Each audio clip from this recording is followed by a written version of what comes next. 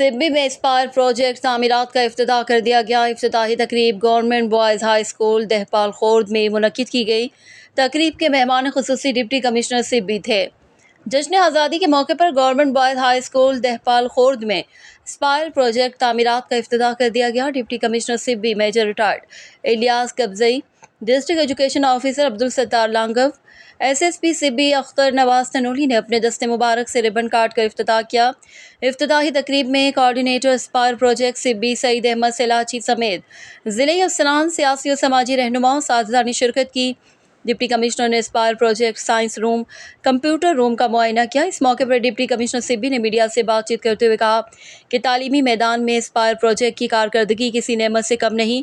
Spire project की जाने से दी जाने वाली जदीद सहूलियात से तलबा और तालिबात जदीद तालीमी निज़ाम से आरास्ता होंगे।